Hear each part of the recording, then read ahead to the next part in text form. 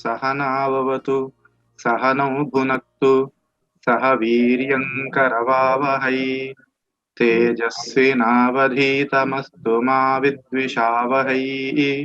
ओम शांति शांति शांति। हरि ओम श्री गुरुभ्यो नमः। हरि ओम। Over to you. प्रारभ्य सर्वेभ्यो नमः। धन्यवादः रामकृष्णार्य। अनुगृहीतोऽस्मि भवताम् उदारैः वचोभिः। प्रथमं तावत् किञ्चिदिव संस्कृतभाषया उक्त्वा तदनु आङ्ग्लभाषया ब्रवीमि। अत्र किमपि विशिष्टं कारणं नास्ति। प्रथमं देवभाषा भवतु तदुत्तरं मानवभाषा तु भवत्येव इति।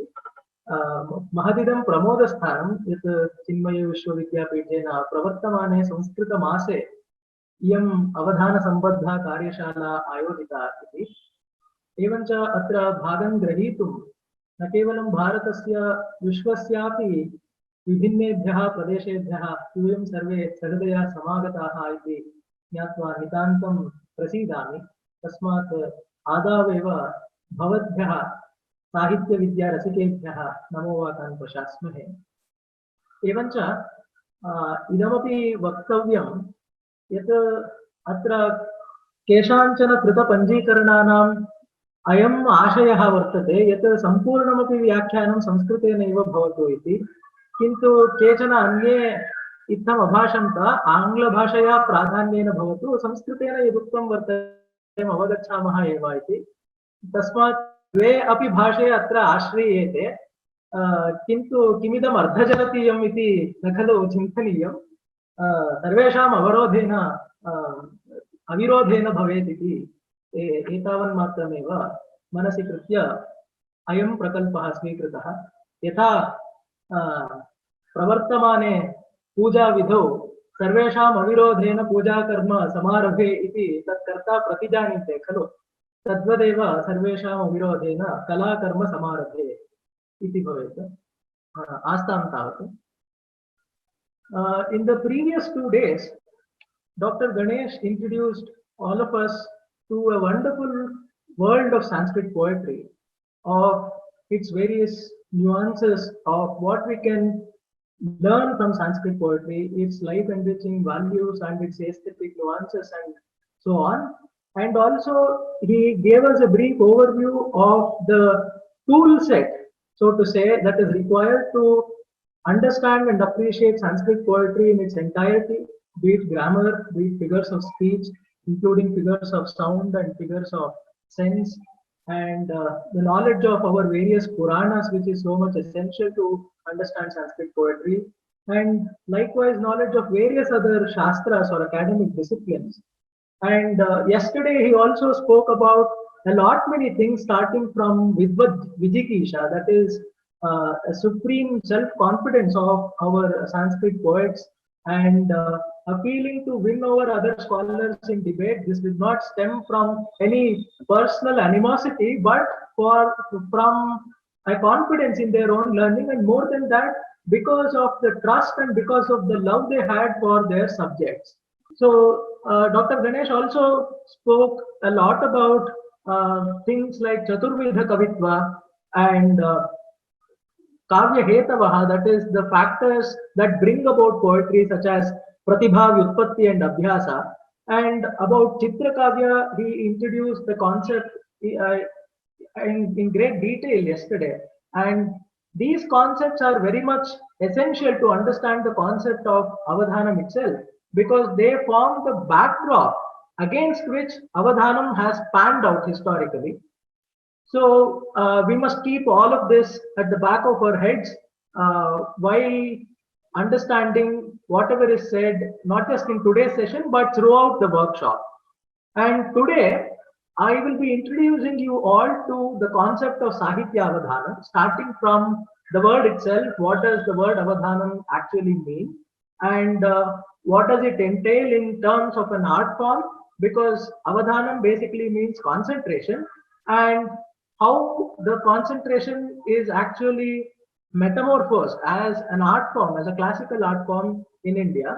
And we will be understanding some aspects of Vedavadhanam, which is actually the Vedic roots or the Vaidika roots of Avadhanam as an art form, and also the tradition of Jainas has also contributed in immense measure for the efflorescence of Avadhanam, I must say, and we understand their contribution in terms of Ashtabhasha Avadhanam or Ashtabhasha Kavitva. And let us all see how all these various strings come together to form Sahitya Avadhanam.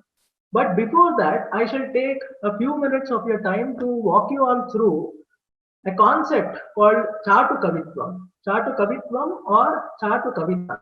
It is one of the unique characteristic features of Sanskrit poetry, and which Dr. Ganesh yesterday did not find adequate time to elaborate upon. Um, Chatukavitva is essentially extempore poetry, and extempore verses composed by poets as reactions, as responses to various situations of life. And these verses are typically handed down orally from one generation to another. As all of us understand from the Vedic tradition, ours has largely been an oral tradition in terms of handing down our heritage, our civilizational nuances, and also poetry, because it is metrically composed. It is so much easier to hand them over in an oral form. And let us try to understand how that works in with respect to Chatu Kavita. And these are, as I said, extempore and also metrical. And Dr. Ganesh spoke about the Vidvat Jigisha of the poets, where we get an indelible imprint of the poet's personality. And Chatukavitva is very closely related to that aspect. Why? Because, as I said, Chatukavitva enshrines a particular mood of a poet as his response to a particular facet of life. Say there is a spat happening between two poets or two scholars. If one person happens to be an extempore poet, then he gives expression to his feelings in terms of a memorable verse. And people around him will probably commit that verse to memory and share it with their circle of friends or sahridayas. And that is how a verse is handed over from one generation to another. This is what a Chatu Padya means. And there is another important point to take note here. That is, these works as these verses also act as unofficial biographies of our poets. This is one important aspect, because there is an unfound allegation hurled against Sanskrit and against the Indian tradition that Indians do not have a sense of history. We do not document facts as meticulously enough as do our Western counterparts. All that is right to a certain extent, but we have our own native cultural modes of representation of documenting historical facts. And more than that, our way of going about these documentation is somewhat different in terms of the cultural sensitivities, in terms of appreciation, and so on. And I said this works as an unofficial biography. Let us, jog our memories back to yesterday's session, where Dr. Ganesh spoke about a poet by name Achan Dikshita. He was given the title Vakshasthalacharya by Krishna Devaraya. And if you happen to take up the study of a biography, a well-written biography of the poet Achan Dikshita, there is a good chance that this verse, Kanchik Kanchana Gaurangi, that verse would not be found in a well-written biography. But we get a good picture of the poet's idiosyncrasy and his personality through this verse than an academic treatise, which is written with all meticulousness, no doubt. But this is the hallmark of a Chatu verse. And even about Kalidasa, though the veracity or the authenticity of that story is quite debatable, but anyway, there is also a work by name Kuntaleshwara Dautya ascribed to Kalidasa. Yesterday, Dr. Ganesh spoke about how Kalidasa came to Kuntala Desha as an envoy or as an emissary of Chandragupta Vikramaditya. And the verse Ihanivasati Meruhu, which Dr. Ganesh recounted yesterday, speaks not just about Kalidasa's presence of mind, Prasangavadhana, his capabilities, his felicity as an extempore poet, and also about the king who was so insouciant about Kalidasa not caring for his poetic genius. And also there was a change of mind affected in the king. So in the presence of genius, even an insolent king has to take a step back and say, I'm sorry. So all these things are captured in a single verse, and that is the beauty of a Chatu verse. This is the general overview of what a Chatu Kavitva actually means. And the Chatu Kavitva is categorized under two general heads, Raja Chatu and Priya Chatu. And there are, of course, many more subdivisions. Indians have a penchant for incessant divisions and subdivisions. But just these two general heads are enough for our present consideration. Why Rajachatu is important for our present purpose to understand Avadhanam is because the poets or the scholar poets who went to the assemblies, who went to the royal courts of kings, went in search of patronage typically, and also to win over the royal patronage, they had to display their poetic prowess, display their scholarship amidst other people who were equally learned, and that throws a great challenge at the poet in terms of all his learning. And I shall quote just two examples as emblematic of these two genres of Raja Chatu and Priya Chatu. One verse as an example of Raja Chatu, I have taken this from Appaya Dikshita's Kuvalayananda. He quotes this as an instance of Vyajastutya Alankara. The background to the verse is simply this. A poet, a poor poet, goes to a king, an Anamadheya king, in search of patronage. He wants to praise the king in order to receive his patronage. And what typically happens when we want to praise someone, we call them Indra, Chandra, and so on. And this person, because he was so much more gifted with words than we are, lesser mortals, he chose a remarkable way to give voice to his feelings. He said, this is a verse set to the meter Shardula Kiritam. Ardham Danava Vairina Girijayapyardham Harastyahritam Devektham Dharanitale Smarahara Bhave Samunmilati Ganga Sagara Mambaram Shashikala Nagadhipakshmatalam Sarvajnatvam Adhishwaratvam Agamatvam Mancha Bhikshatanam. This is the verse. The poet says, now Ishvara or Parameshwara or Shiva is nowhere to be seen on earth. Why? Because both parts of his body have been occupied by different people. Vishnu as Harihara seized or snatched away half of his body, and the other half is, as all of us know, occupied by Parvati because she is a part of Ardhanarishvara. And therefore, two halves of his body are nowhere to be seen. Where should Shiva go? He has vanished, evaporated into thin air. And what about his ornaments? Shiva, when he previously existed, there were so many attributes counting as adornments, as ornaments on his body. And the poet says, there was Ganga on his head. Ganga Sagaram Agamata. Ganga took refuge in the ocean. After Shiva vanished, Ganga went to the ocean. Shashikala Ambaram, and the crescent moon or the digit, which was adorning Shiva's locks, that went to the sky. Nagadipakshmatalam, and the wily snake on Shiva's neck, that went underground quite literally. And what about Shiva's other attributes? Shiva is known as Sarvagya and Adhishwara because he is Ishvara and Parameshwara. Those two attributes came to the king, whom the poet is eulogizing presently. And because the king is Sarvagya and Adhishwara himself, he is omniscient. Sarvagya means omniscient. And Adhishwara means he is the overlord of the entire universe. So both omniscience and omnipotence is taken care of, are taken care of.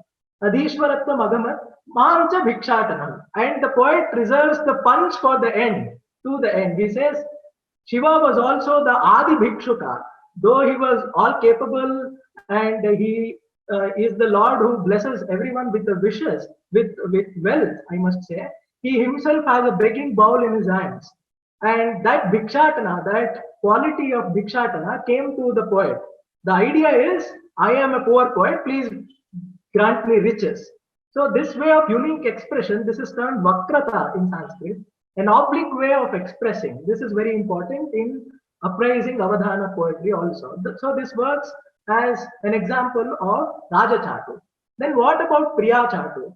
Whenever we think about people in love, Indians, what great lovers can we think of than Radha and Krishna? When Radha and Krishna and any Gopika for that matter, Radha is a grand example of all Gopikas. There is a beautiful verse in Bilva Mangalas or Leela Shuka's Krishna Karnamritam, which works as a Priya Chatu.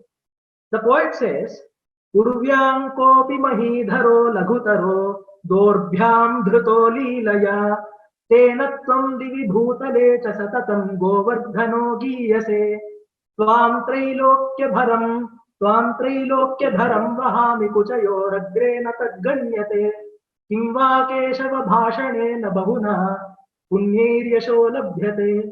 So Radha apparently has an axe to grind with Krishna and she comes to this conclusion, Punyehi Yasho Labhyate, which is absolutely untranslatable into English. I find it very difficult to express that expression, Punyehi Yasho Labhyate in English. Radha says to Krishna, when you were quite young, apparently amidst all your other youthful escapades, you also, I have heard, you lifted up some insignificant hillock. It was not even a proper hill. You lifted up a hillock, and because of that, your fame is all pervading. People not just on earth, but also Divi Bhutaleta Satatam. Even the people who dwell in the heaven, the deities, they speak of you as Govardhanodhari.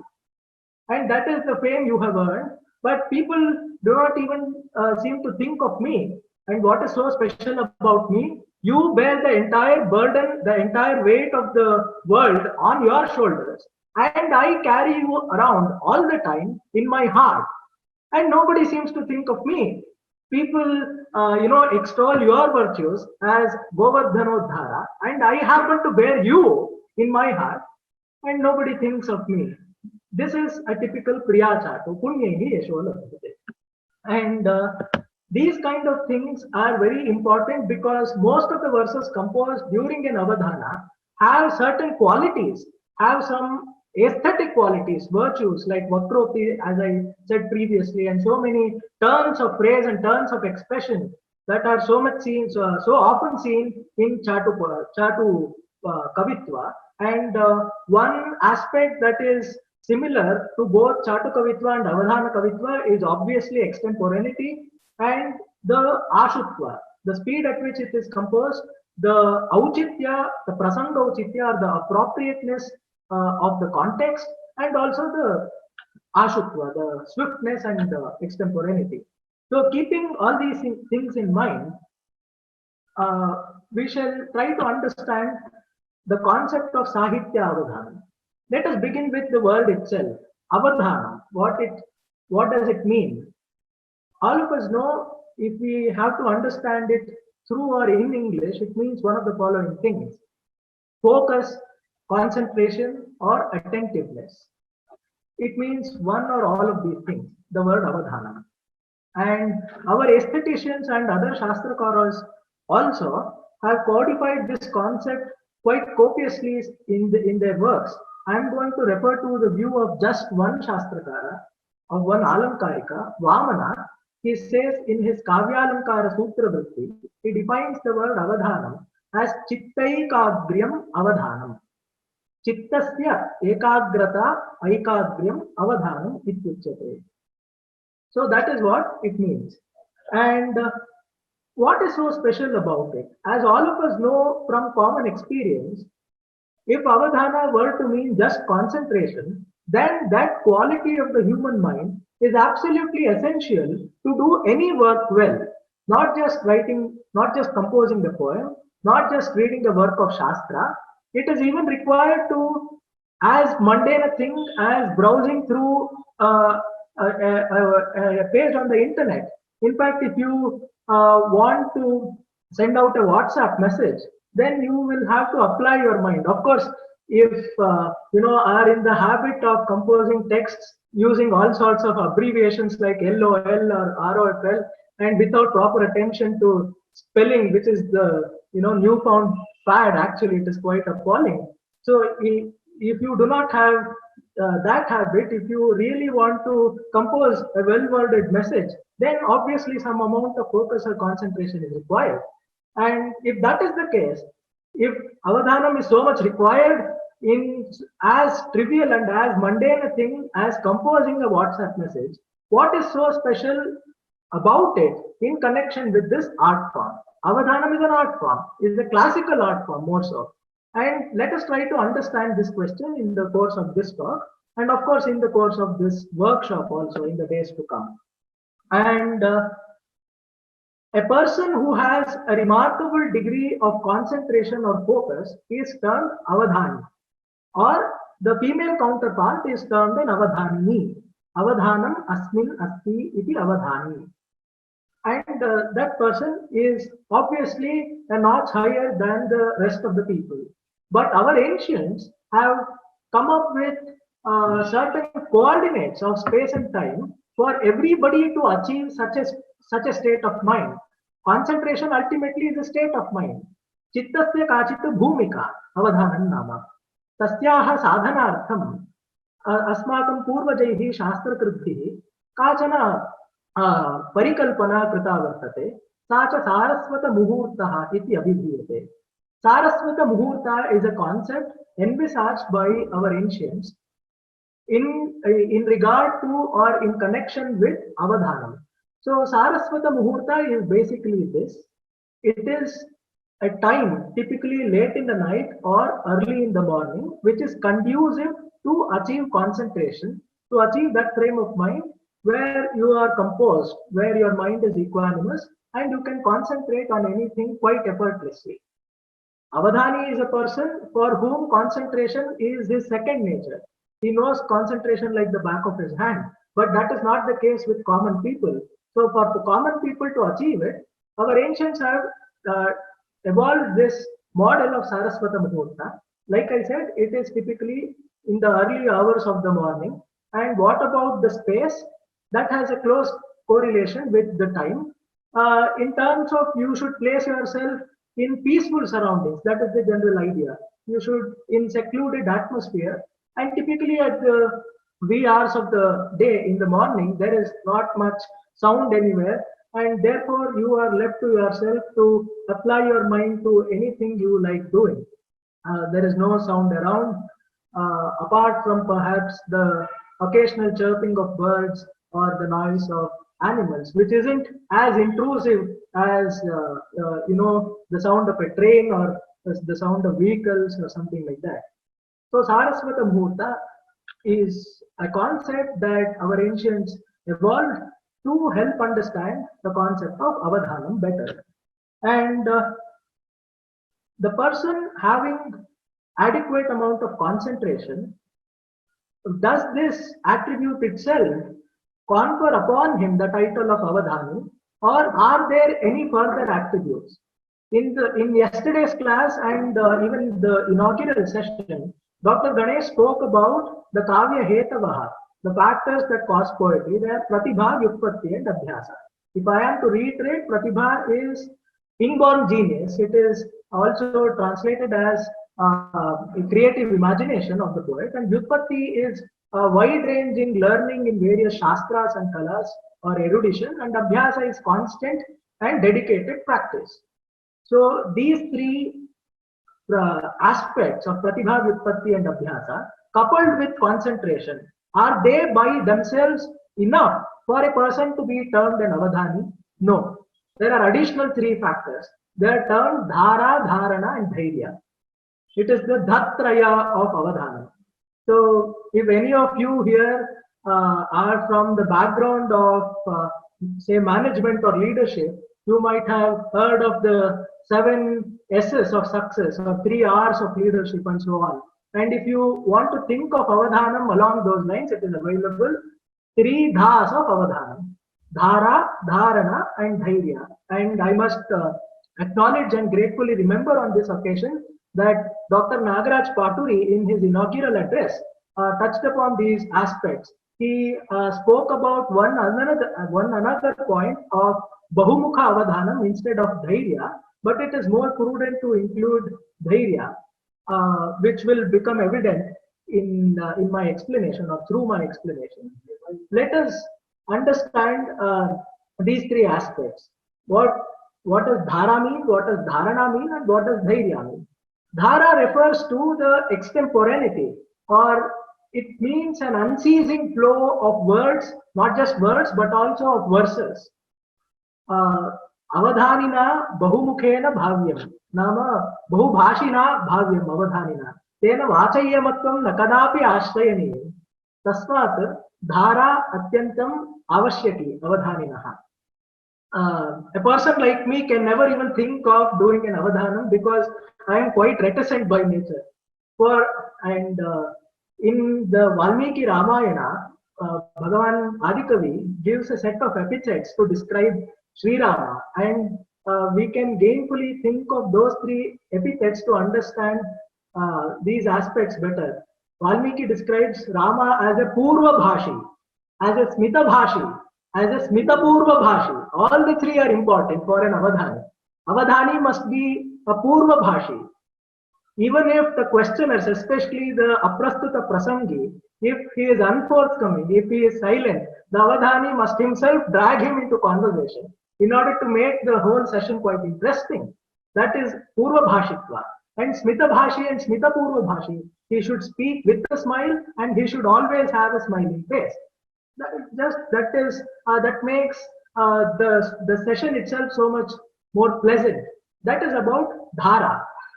And Dharana is Avadhanam or Sahitya Avadhanam concerns itself with a composition of verses, of metrically composed verses. Chandobadhyanyeva padyani atra prastuyante.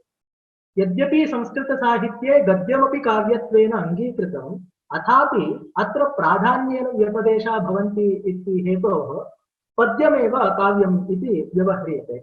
So the banter or the freewheeling chat between the Avadhani and the Pritchakas or the questioners is in the form of prose, is in the form of Gadya. That is also Kavya, that is also Avadhana Kavita. But the Avadhani's responses themselves are typically in the form of verses. And he has to remember, he has to commit to memory all of these verses and recount them as expected at appropriate intervals during the program. And Ashtavadhanam typically spans for 3 or 4 hours, but a Shatavadhanam is not so. It goes on for 3 or 4 days. And Sahasravadhanam, takes a month for its completion. So the Avadhani, amidst all these distractions, has to have the presence of mind, has to have that supreme power of retention in order to retain in memory these verses composed not just by him, but also the padas given as challenges by the questioners. So that is about the aspect of dharana. Let us discuss more about that in a further session. And the third third aspect is the third dha is dhairya.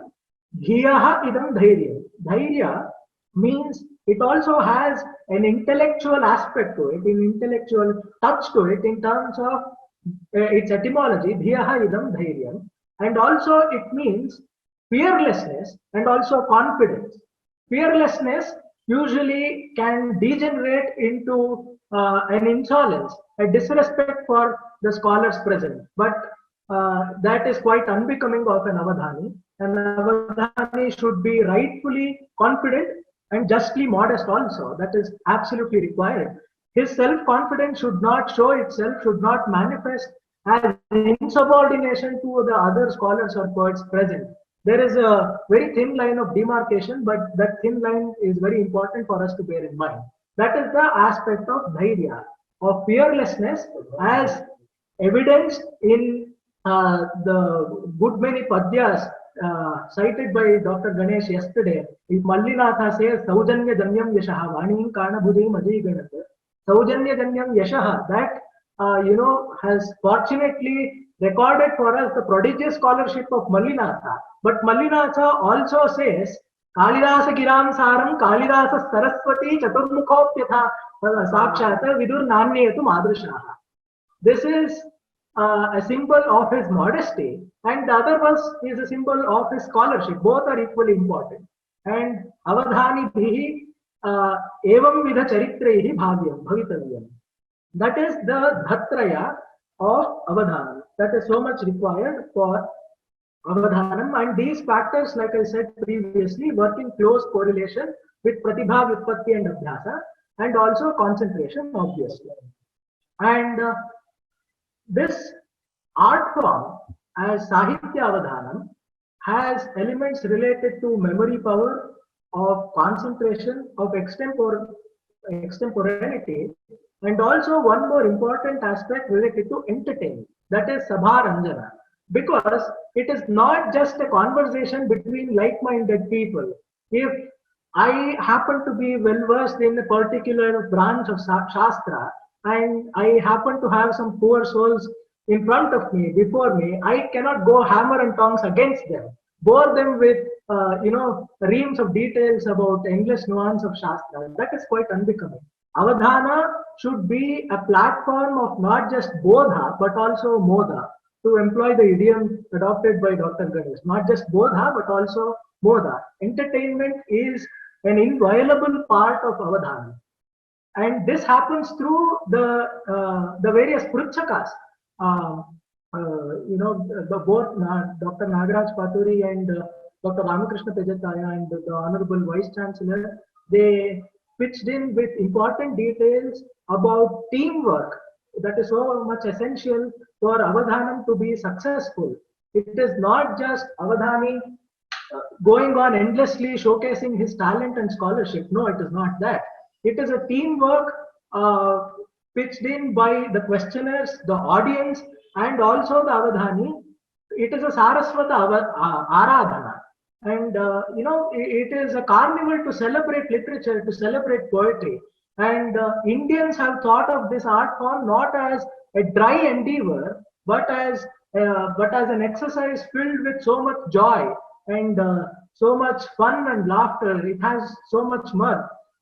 If you have had occasion to look at some of the videos, I think Dr. Pejataya and Neetu madam have shared some recordings of avadhanam with you on YouTube.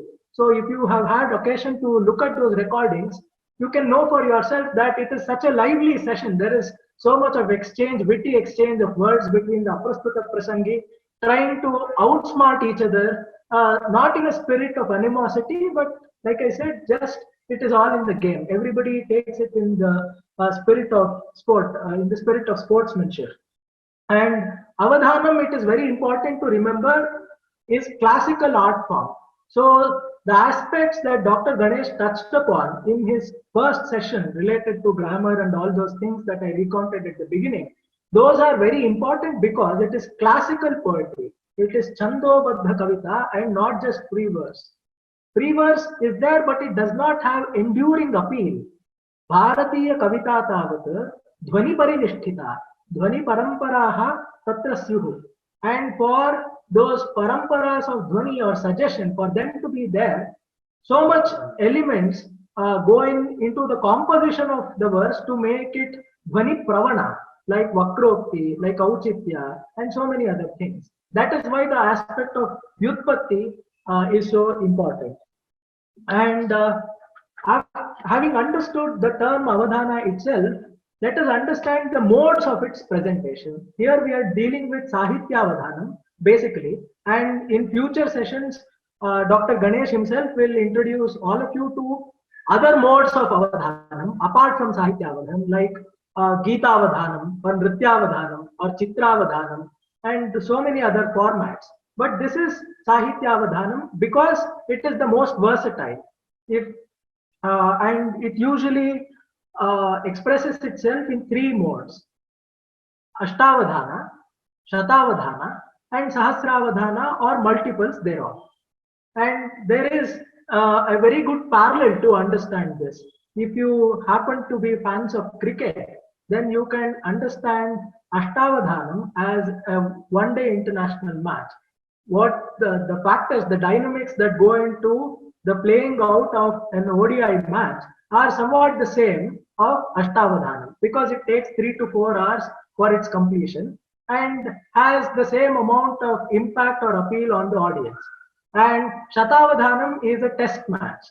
And there is also T20 which is there, which has come to the forefront in recent years. And in order to find a parallel for that, Dr. Ganesh recently came up with a format which is called Chaturavadhana, which involves just 4 questioners. So that can be thought of as a T20 match, just to use a sports metaphor. And let us try to understand Avadhanam in terms of Ashtavadhanam, because that is a Prakriti Matrika. If you are familiar with the Mimamsa Paribhasha, there are something called as Prakriti Yagas and there are something called as Vikriti Yagas. Darsha and Darsha Purnimasa, they are Prakriti Yagas and varieties thereof are Vikriti Yagas. Therefore, in Avadhanam, Ashtavadhanam is the Prakriti format. It involves 8 components or 8 questioners. The Avadhani is obviously there, and different people try to pose questions to him in order to bring out various facets of his scholarship.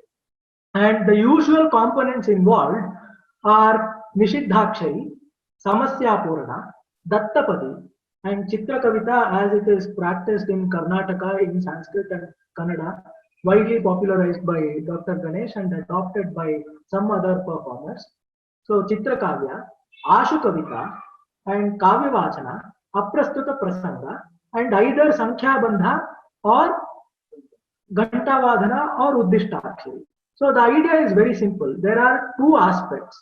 One is called Purana and the other is called Dharana. Purana concerns itself with the composition of verses.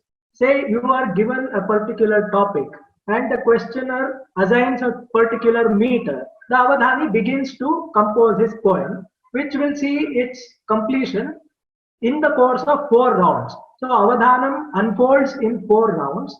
The Avadhani composes 1 pur or 1 pada of a verse in each round, and the entire verse will be completed in 4 rounds. And that is the usual format. And these different components are related to Purana. The composition of the verse are related to Purana, and Dharana relates itself to the memory or the retention of these padas or pada bhagas composed by the Avadhani.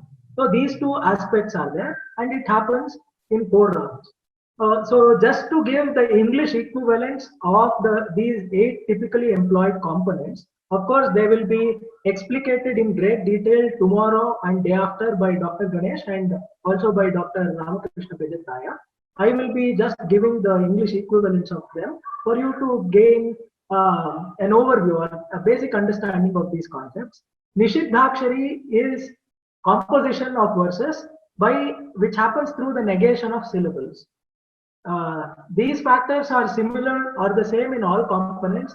Verses are composed metrically and all are ashu, and the questioner he suggests or poses the topic and retires. Apart from the aprastuta prasangi or the ghantavadaka, who is there, whose job is to break or shatter the Avadhani's concentration, all other pritchakas, they pose their questions and retire, unless of course there is some point of contention to clarify. So Nishiddhakshari is poetic composition which proceeds by negation of syllables. So if you are if the Avadhani is asked to compose a verse on Ganapati, the Pruchaka starts by negating the syllable Va. You must all be familiar with the process, so I shall not elaborate much. And Samasya Purana is solutions to poetic challenges. Poetic challenges and not just riddles. Samasya Purana is quite different from a riddle or a prahelika, but more on that later. Samasya Purana is solutions to poetic challenges. A line of a verse or a metrical phrase is posed to the Avadhani, which can be, completely meaningful or not in a good taste. It might be vulgar or offensive. It can be aparthaka, durarthaka, nirarthaka, or all of that. And the onus is on the Avadhani to rid the verse of all these supposed blemishes. Our Alankarikas have enumerated poetic flaws or kavya doshas in a great manner, and this nirarthakatva, neyatva, ananvaya are all counted as poetic flaws. and that flaw is apparent in the poetic challenge pose. And the Avadhani should so compose his poem in order to rid the challenge of all these apparent flaws. So that is about Samasya Purana. Dattapadi concerns itself with a poem again, which uses 4 words, not necessarily taken from the language in which the present verse is composed. So, if I am supposedly composing the verse in English, or rather in Sanskrit or Kannada, 4 words may be given to me from English, which is absolutely an alien language. So, Dr. Ganesh was once posed with 4 words of English: hello, hi, sweet, and honey. And the topic for his composition of the verse was Shurpanakha accosting Sri Rama with a pleading to accept her love in the Dandakaranya forest. So you can make out the apparent incongruity. How does those words fit in? It has to form an organic whole with the verse. There has to be an organic relation between the words used, and there are various combinations of sandhi, euphonic combinations which are employed by poets in order to navigate past this problem of Dattapadi. Obviously, if you have to use the words of an alien language in a language such as Sanskrit, you will have to play with the words and use them seamlessly. That is about Dattapadi. And Chitra Kavita, like Dr. Ganesh explained yesterday, has so many implications of Shabda, Artha, and Ubhaya Chitra. I won't go into details of that. Ashu Kavita is extempore verses. A poet is given, or the performer or the Avadhani is given a topic, and he comes out with an entire verse in one installment, as against the other components in which he composes verses in 4 rounds. Here, the entire verse is composed at one go, in one shot. That is Varnana. And typically, the Avadhani tries to invest verses composed as part of this component with great poetic flavor, with great poetic virtues, because there are no other constraints involved. So there is much to look forward to in an Ashukavya. And Aprastuta Prasangi, like I said, he is there to make the whole situation light. He can ask the Avadhani any question on the face of the earth, and the Avadhani should not ignore him. It is highly unbecoming to ignore the Aprastuta Prasangi, or he might not even remain silent by not giving an answer. He has to give an answer, an appropriate, jovial answer. That is Aprastuta Prasangi. And Sankhya Bandha is a 5x5 magic square, where a number is given at the beginning of the program, and when added together row-wise, column-wise, and diagonal-wise, the entire sum is to be arrived at. And Ghantanadha is, a bell is rung at random occasions during the course of the program, and the Avadhani has to retain in memory the number of times the bell is rung, and he has to give that actual number at the end of the program. So this is concerned with the dharana. And Kavya Vachana is another beautiful concept which brings out the Bhavaitri Pratibha of the performer. So Rajashekhara, a great aesthetician, he enumerates 2 kinds of pratibhas. One is Karaitri, the other is Bhavaitri. He talks about this in his Kavimimamsa. Karaitri Pratibha is compositional imagination. Bhavaitri Pratibha is appreciative imagination. So the Avadhani all through the program, all through an Avadhanan performance, has only occasion to display his Karaitri Pratibha in terms of composing verses.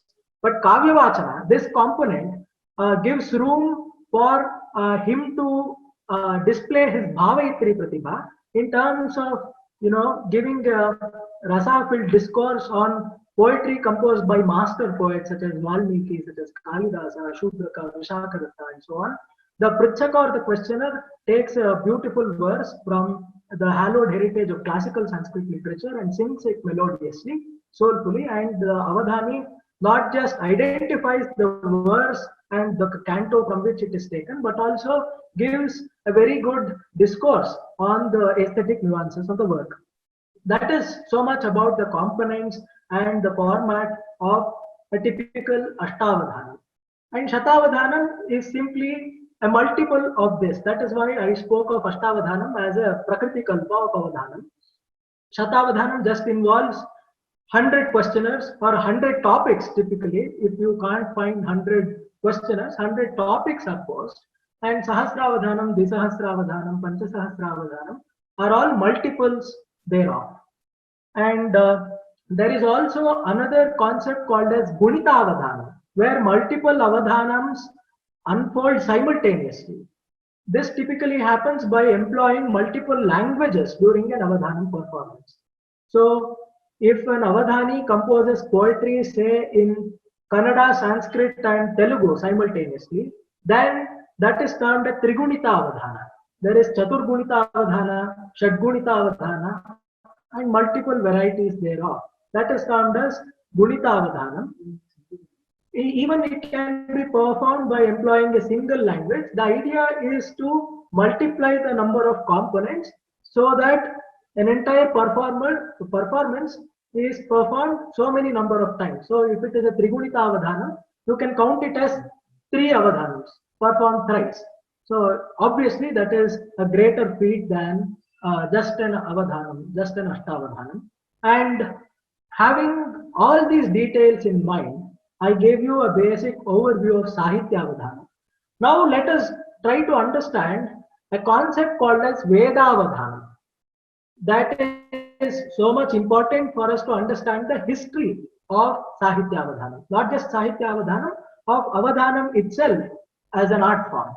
For us as Indians, the Vedic corpus, the entire, not just the Mantra Brahmana Yor Vedaha, not just that corpus, but also the subsidiary limbs of the Vedangas, the entire Vedic corpus, we hold it to be something very sacred and something very valuable, not just because of some blind faith in the apparent sacredness of the text. Any honest person coming from any background, from any place in the world, has to have some amount of respect for the Vedas, because they are one of the foremost thoughts of human beings themselves. As all of us know here, Rigveda is the zenith of human thought in the infancy of human beings. Civilizational was not there. People were still on trees in so many other parts of the world. But still here in India, people were composing nuanced poetry with so depth of feeling and things like that. So that is why the Vedic corpus is so much important. And like I said, the knowledge of Vedangas is also important, not just for an appreciation of Vedas, but also for us presently to understand Avadhanam. Because Vedangas, as all of us know, are 6 in number. Shiksha, Vyakarana, Jyotisha, Kalpa, Chandas, and Nirukta. And the knowledge of the modes of recitation of Vedas are also absolutely important. How Veda is traditionally recited, and Veda is also an oral happening. It is an oral discourse. It is handed down orally, and our ancients have evolved very sophisticated techniques. As again, Dr. Nagaraj Paturi mentioned in his inaugural address, they serve a twin purpose of helping the process of memorization of those Vedic mantras, and they also serve as tools to preserve the Vedas. I am going to come to that in a bit. But the knowledge of Vedangas is very much essential, especially of Shiksha Shastra. Shiksha Shastra is phonetics. All of us, or most of you, are likely to know from the Taittiriya Upanishad what Shiksha basically means. It is a science of phonetics which deals with things like Varna, Swara, Matra, Bala, Sama, and Santana. Varna, Swaraha, Matra, Balam, Sama, Santanaha, Ityukta Shri Ikshadhyaya. It is said in the Taittiriya Upanishad.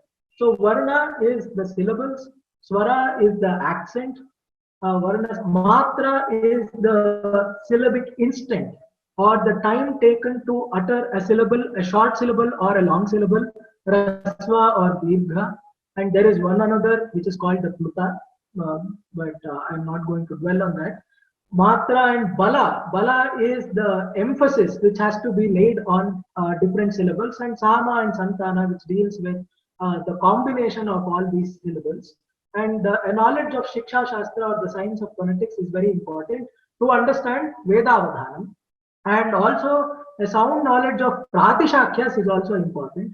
Pratishakya deals itself with not just poetics but also grammar, Vyakarana. Both those elements are enumerated in Pratishakyas. Uh, but each Veda has its own Pratishakya.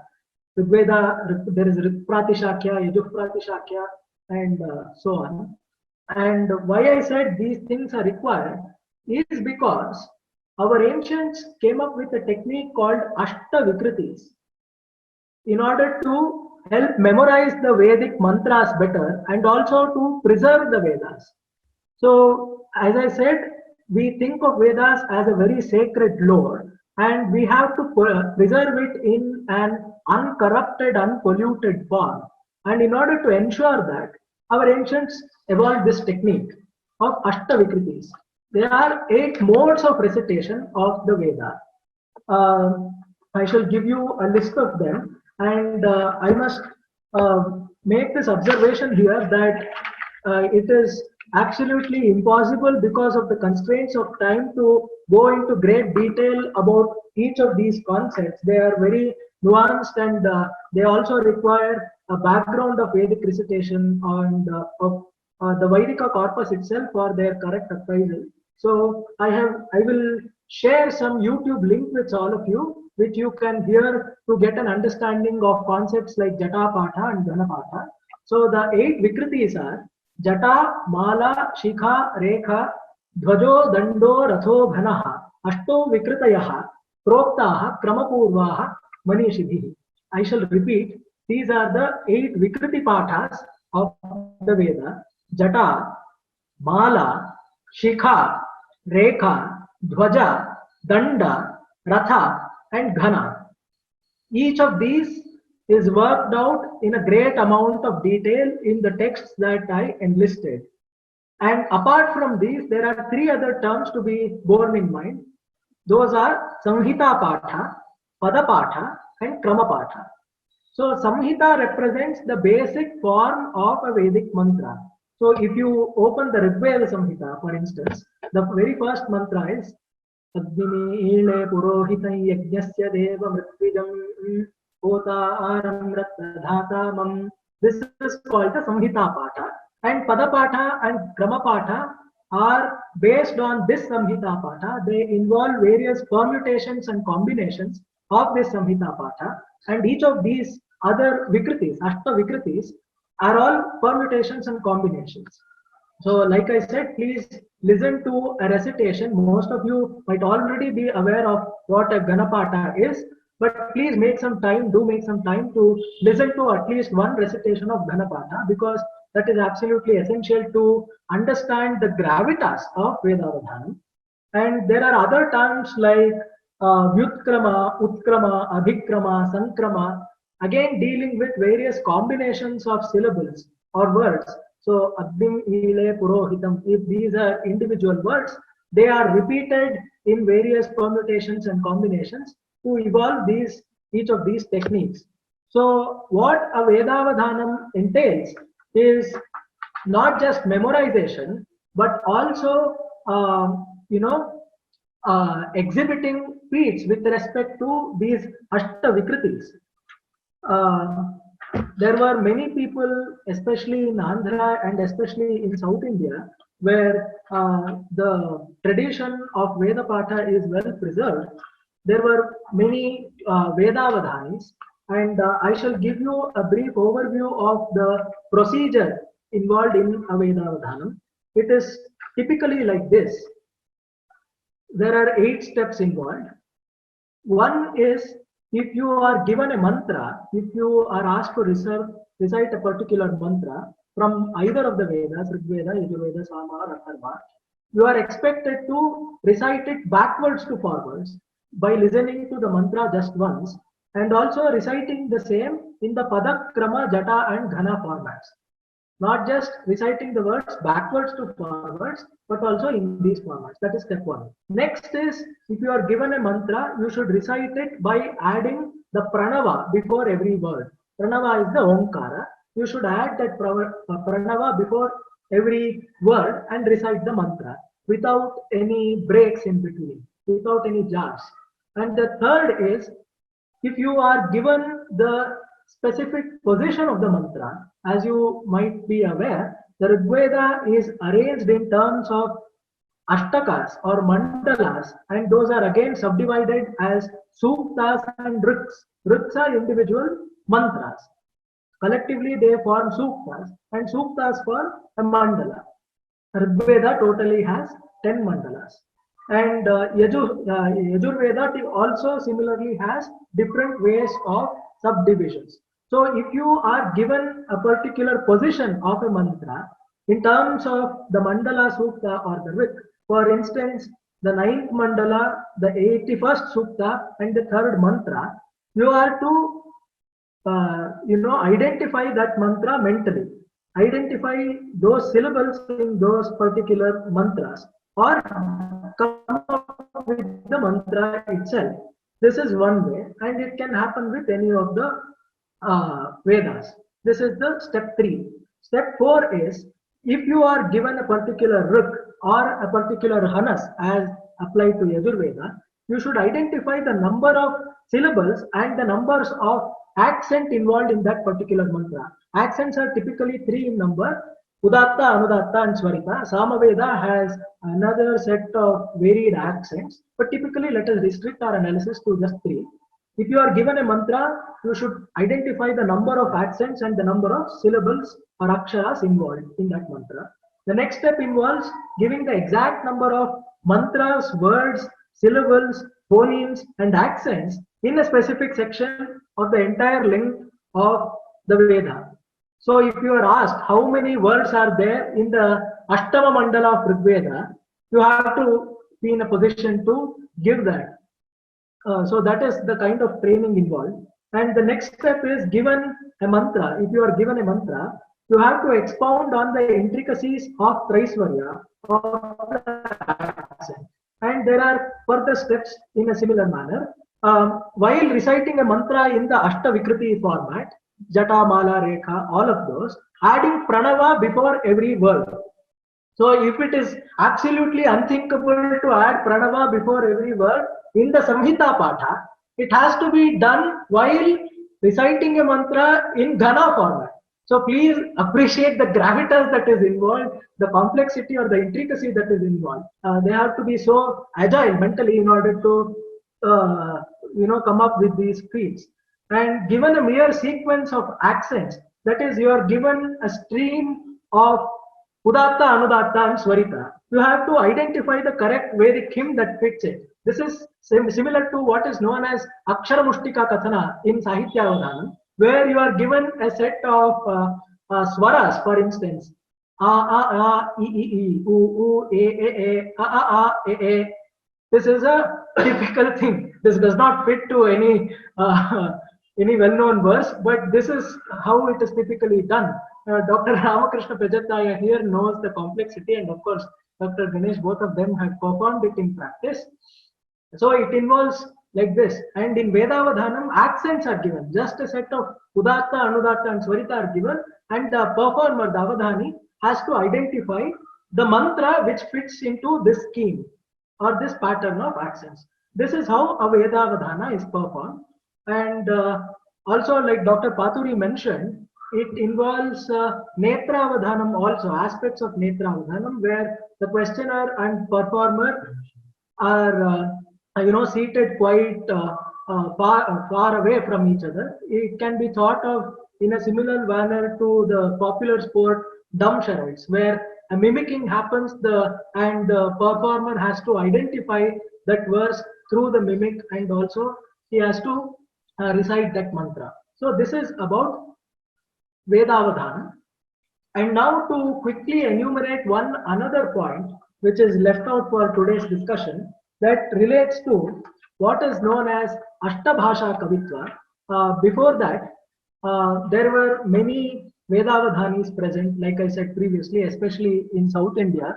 And in North India, no tradition, no ongoing incessant tradition is present, because we have to remember this point very importantly. Due to the barbaric onslaughts of Islamic hordes of Islamic invasions happened, especially in North India. It acted as a hotbed of Islamic invasions especially during the medieval period.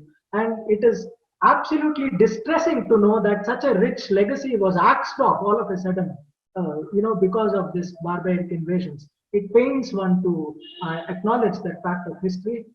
And Sripada Subramanya Avadhani or Subbaraya Avadhani was one exponent of Vedavadhana in the last century. And mention must also be made of uh, one Varanasi Dharmasuri, who is the author of Sahitya Ratnakara. And in that work, he speaks of his father as a Vedavadhani.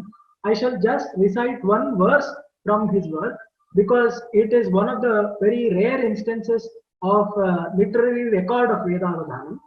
So Dharmasuri says, Padakrama Jatakshara Krama Padakramo Kramarohanat Avaroha Vishamakrama Akramadhvani Mukhyadhvani Parikramana Chakravarti Abhidhayashta Digrudhaya Chachara Bahudakshito Didarathena Narayana. So his father was by the name Narayana. He was well versed in the Vikriti Pathas of the Vedas and seated on Garuda. Garuda is thought of as the embodiment of Veda. Garuda or Tarksha is Veda Murti. While sitting on that, he went through the entire earth, he traversed the entire earth, and he had the title Vedavadharana Chakravarti, Narayana. So this is so much about Vedavadhanam. And to move on to Ashtabhasha Kavitvam very quickly, this is largely popularized, not just popularized, but also expounded by the Jaina poets and scholars. We have to remember their contribution with utmost gratitude at this juncture, and especially the contribution of one polymath and polyglot, Hemachandra Suri, who existed in the 11th and 12th centuries. He trained a lot many people. He hailed from Gujarat, and he trained a lot many people in varieties of Prakrit, and that became the bedrock upon which the foundation of Ashtabhasha Kavitvam found expression. So Hemachandra Suri, as all of you might perhaps know, was known as Kalikala Sarvajna, and he worked in various branches of Indian knowledge, like he authored Lexica, he wrote grammars of Sanskrit and even Prakrit. He wrote Kavyanushasana, a poetical work of aesthetics in Sanskrit, Chandonushasana, a treatise on metrics, and Shabdanushasana also. It is called Hemachandra Shabdanushasana, a treatise on grammar, and he has also written some very scholarly kavyas, poetry of Vastupala Charita, and he was ably supported by many rulers also from the region of Gujarat, like I said, like Jayasimha, Kumarapala, Ajayapala, Veeradhavla, and a host of such kings who patronized this art to great extents. So, in our tradition, many poets of yore were not just Sanskrit poets, they were multilingual poets, multiglottal poets.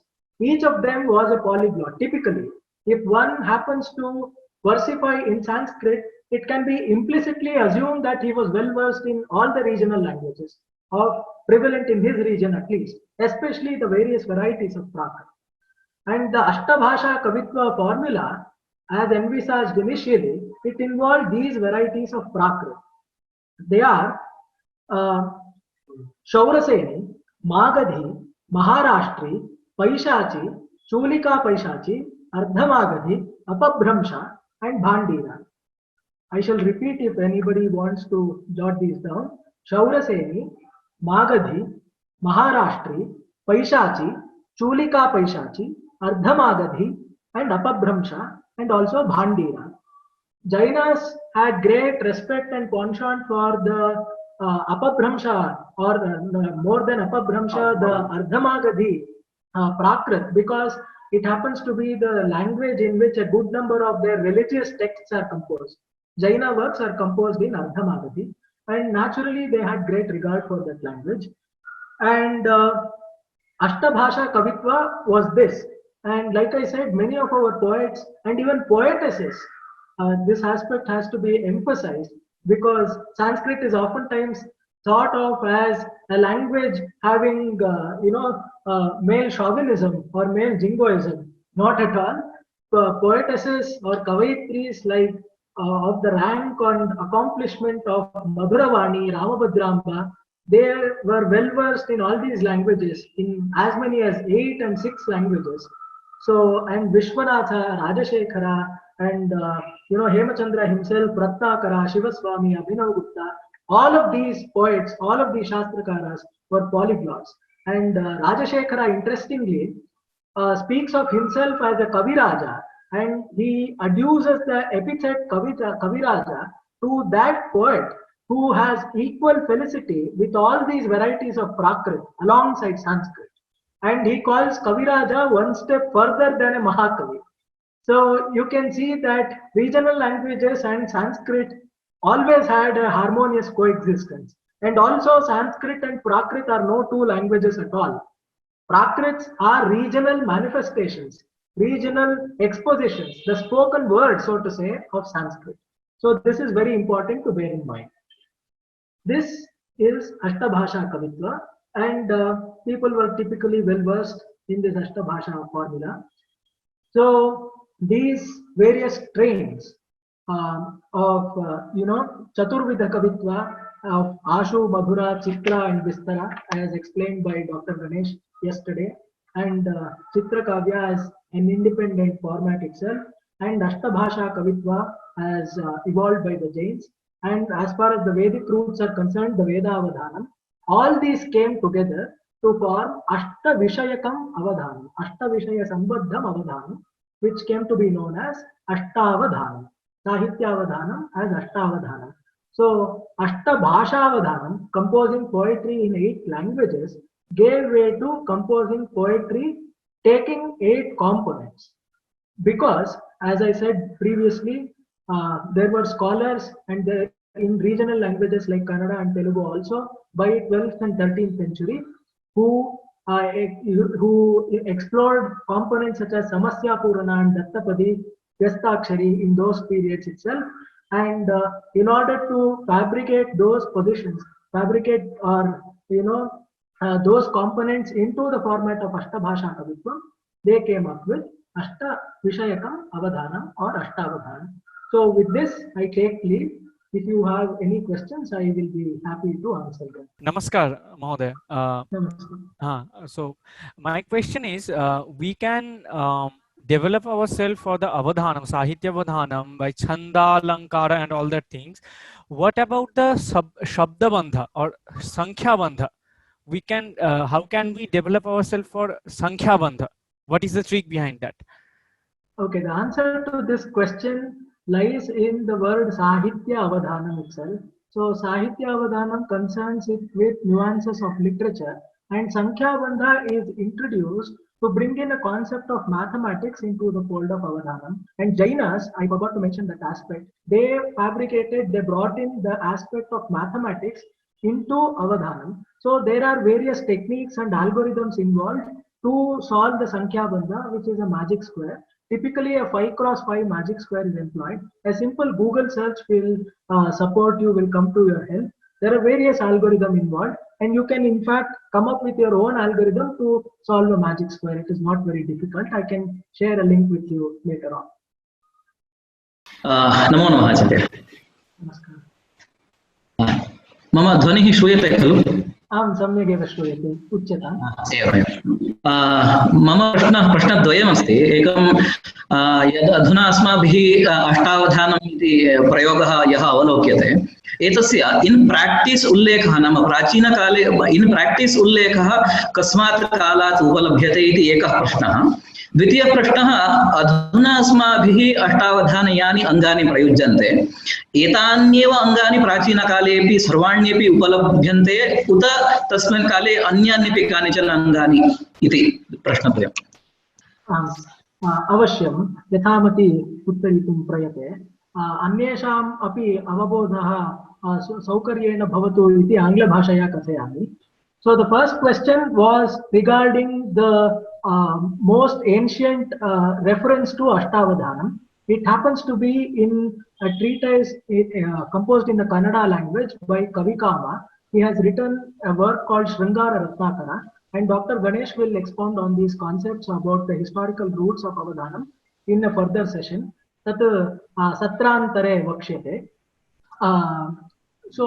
With respect to the second part of your question, with regard to the components involved in an Ashtavadhanam, mostly yes, with regard to the Samasya Puranam and other components like Ashu Kavita. For example, there were performances like Kavikama himself, Mallinatha, Mallideva and Srikarna the Vishwanatha, who used to perform activities of a different kind. For example, he used to solve techniques or solve mathematical questions and write in both hands and stuff like that. But largely it is the same. Ashtavadhanam, the components, it is the same. And it also depends on the performer, though it is largely the same. Depending on the taste and competence of the performer, he brings in those components which will help, exhibit his talents better. So if a performer has a penchant for music, if he is trained in music, he will employ those facets through which he can express his musical genius. Namaste Mahodaya, you were talking about this Saraswata Muhurta the concept. Can you please elaborate on that, and what we as students should do to improve on the Dhara, Dharana and Dhairya? Can you please elaborate on that? I would say more than concentrating on Saraswata Muhurta, you should concentrate on developing Vyutpatti better. So what typically happens is, if you are very familiar with the craft and the medium of your composition, it is just Shabda and Artha.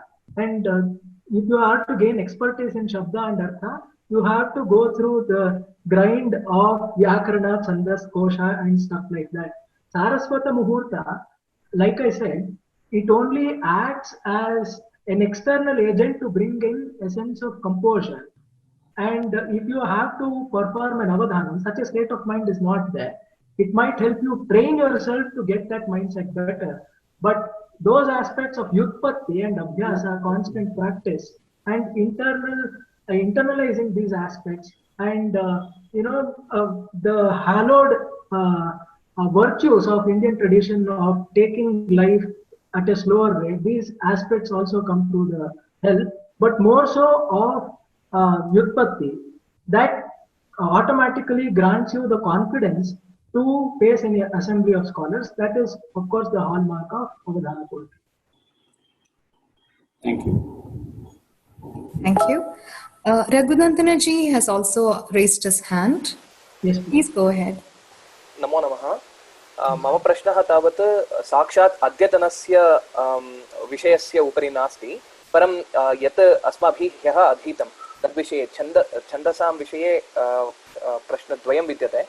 तत्र terminology वैस् यदि पश्यामश्चेत् वृत्तः, छन्दः, जातिः इति त्रयाणां तत्र terminology दृष्टं मया। तत्र तेषु किं तत्र व्यत्यासः वर्तते इति, कः व्यत्यासः विद्यते एतेषु इति एकः प्रश्नः। द्वितीयस्तावत् तत्र श्लोक अनुष्टुप् मध्ये एव तत्र बहुषु स्थलेषु श्लोकः इत्येव वदन्ति। तत्र श्लोकभिन्न अनुष्टुप् इत्युक्ते किं, तत्र किमपि स्पेशालिटि वा किमपि अस्ति वा इति तदेकम्। अग्रिमः अपि तद्वदेव अस्ति। तत्र मात्रा मध्ये तत्र मात्रावर्णछन्दस् एतद् उपयुज्य यथा रथोत्तत छन्दसि यद्यपि सः छन्दः तत्र वर्णछन्दः अस्ति, तथापि मात्राछन्दवत् तत्र परिगण्यते। तादृशवैशिष्ट्यं किमपि अस्ति वा अन्येषामपि छन्दसां? उच्यते तत्र तावत् अक्षरवृत्त मात्रा जाति इति विभागद्वयं वर्तते लक्षणग्रन्थेषु। अयं विभागक्रमः सतानवृत्तम् इति भवति, वितानवृत्तम् इति भवति। यथा मया पूर्वमेव उक्तं तथा मात्रा परिमाणानुसारं येषां छन्दसां लक्षणं विहितं ते मात्रा छन्दांसि इति कथ्यन्ते। येषां च वितान छन्दांसि इति कथ्यन्ते, तन्नाम शार्दूल विक्रीडितम् इति। येषां छन्दसां गानं वा पठनं तालेन विना भवति, तालेन विना अपि शक्यते, ते वितान छन्दांसि उच्यन्ते। येषां छन्दसां सतानत्वेन गानं वा पठनं भवति ते सतानच्छन्दांसि गीयन्ते। नाम गानपुरस्सरं तालपुरस्सरं तालपरिमाणानुसारं तत्र पठनं शक्यं भवति। आर्याछन्दः इति वर्तते खलु, तत् तालानुसारं तस्य पठनं युक्तं। नैतद्भवति शार्दूलविक्रीडितस्य विषये वा अथवा अन्यस्य कापि वर्णवृत्तस्य विषये नैवं वक्तुं शक्यते। अपरश्च प्रश्नः आसीत् रथोद्धता इति मात्रावृत्तत्वेन परिगण्यते इति। तथापि परिगणितुं शक्यते, किन्तु तत् वितानमेव वृत्तं वस्तुतः, यतोहि तत्र वृत्तत्वम् एव गति उन्मीलनपुरस्सरं सिद्ध्यति। तत्र गतिः एवं भवति 3+5 इति श्रूयते खलु, ना न न न न न न न न एवं गति उन्मीलनपुरस्सरं तथा अवगन्तव्यम् अस्माभिः। सेड्यापु कृष्णभट्टारकाः इति आसन्, तैः छन्दोगतिः इति कश्चन ग्रन्थः प्राणायि, तैस्तावत् सन्तुलितमध्यावर्तगतिः इति उच्यते। अयं गतिविशेषः 3+5 न न न न न न न न न अयं गतिभेदः सन्तुलितमध्यावर्तगतिः इति उच्यते। तस्य सूक्ष्मान् अंशान् अहं पुनश्च वक्ष्यामि समयाभावहेतु। I think we have one more question. Amritji? Last question, please. Yes, that will be the last question, Shashikiranji. Amritji, would you like to ask your question? Yeah, am I audible? Yes. Yes. You are. Yeah, recently you had mentioned Apabrahma Rasa. What does it literally mean? I had read that it was a corrupted form of Sanskrit which later took its modern form. Apabhramsha. Apabhramsha is a form of Prakrit. One of the various forms of Prakrit. It is so to say a derivative of Prakrit, and it is also can be thought of as an ancestor of most of the languages of North India, like Hindi, of present day North India, like Hindi or so many other languages. They are the direct descendants of Apabhramsha. So if you look at the historical panning out of languages in North India, not that there is a sequential progression, they all existed with each other, coterminously, so to say. But Apabhramsha, it can be thought of in two ways: as a derivative of the various Prakrits or the regional variation of Sanskrit, and also as the ancestor of many present-day regional languages of North India. Okay, thank you. I think one more person has raised the hand, but would you like to take it, Shashikiranji, or shall we defer it to tomorrow? Okay, we will take आचार्यः लघु एव प्रश्नः वर्तते। सताल विताल विषये भवद्भिः उक्तं, तत्र विषमवृत्तानि कुत्र अन्तर्भवन्ति इति जिज्ञासा। विषमवृत्तानां तु अन्यः एव विषयः भवति, यतोहि तत्र प्रतिपादं गतिः भिन्ना भवति, तस्मात् तत्र सतानत्वम् अपि वर्तते इति वक्तुं न शक्यते, मात्रा जातित्वम् अपि तस्य नास्ति, तस्मादेव तस्य वैषम्यम् अनुभूयते सर्वैः। यथा तावत् उद्गता इति वृत्तं वर्तते खलु, तस्य अन्तर्भावः वर्णवृत्ते वा मात्राजातौ वा न भवति। वर्णवृत्ते क्वचित् भवेत्, यतोहि तत्र वर्णवृत्तस्य लक्षणमिदं भवति, गुरुलघुस्थिरत्वं स्यात्। तत्र गुरुलघुस्थिरत्वम् उद्गता छन्दसि वर्तते इति हेतोः तत्र वर्णवृत्तत्वेन तस्य अङ्गीकारः भवत्येव। छन्दसां तु वर्णवृत्तानां त्रैविध्यमस्ति, समवृत्तानि, अर्धसमवृत्तानि, एवं विषमवृत्तानि इति च। तस्मात् वर्णवृत्तेष्वेव तस्यापि अन्तर्भावः। एवम् इत्थम् अद्यतनं सत्रं वयम् अनेन समापयिष्यामः। यदि अन्यः प्रश्नः कोऽपि स्यात् तर्हि अस्माकम् ईमेल् थ्रेड् यद् अस्ति तत्रैव भवन्तः प्रष्टुमर्हन्ति, आचार्याः समाधानं दास्यन्ति। अहं तावत् वस्तुतः कृपेण आचार्यः इति सम्बोधनीयः, अहं तु विद्यार्थी, तस्मात् शशिकिरणः इति आचार्यः यः उपगन्तव्यः भवति सः आचार्यः एवं भवतु। एवञ्च वस्तुतः एतैः त्रिभिः व्याख्यानैः इदमपि अवगतं यत् वस्तुतः बहुभिः अवगतमेव, तथापि इदानीम् इदमपि पुनः अस्माभिः साक्षात्कृतं यत् एताभ्याम् उभाभ्याम् अवधानविषये वस्तुतः विस्तृतः शोधः, विस्तृतम् अनुसन्धानं कृतं वर्तते। विशिष्य अवधान इतिहासविषये न तथा स्पष्टरूपेण परिकल्पना एतावता नास्ति। इदानीं प्रायेण कन्नडदल्लि अवधानकले इत्यनेन कन्नडपुस्तके तत् प्रकाशितमासीत्। इदानीं सौभाग्यवशात् आङ्ग्लभाषया महाप्रबन्धः कश्चित् अचिरादेव प्रकाशितः भविष्यति, येन अवधानस्य समग्रः इतिहासः, तस्य यत् तत्र अनुसर्तव्याः अंशाः के सन्ति विस्तृतं, तत्र पृच्छकस्य कर्तव्यं किम्, अवधानिनः किं पात्रं, सहृदयानां किं, एतत् सर्वमपि विस्तरेण विवृतं वर्तते। एवञ्च पुनरपि एताभ्याम् उभाभ्याम् अनुसन्धातृभ्यां पुनरपि वयं भूयः कृतज्ञतां समर्पयामः। एवञ्च अनेन अद्यतनं सत्रम् अधुना समाप्तिम् एष्यति। ॐ पूर्णमदः पूर्णमिदं पूर्णात् पूर्णमुदच्यते पूर्णस्य पूर्णमादाय पूर्णमेवावशिष्यते। ॐ शान्तिः शान्तिः शान्तिः। हरिः ॐ श्रीगुरुभ्यो नमः। हरिः ॐ। पुनरपि धन्यवादाः सर्वेभ्यः।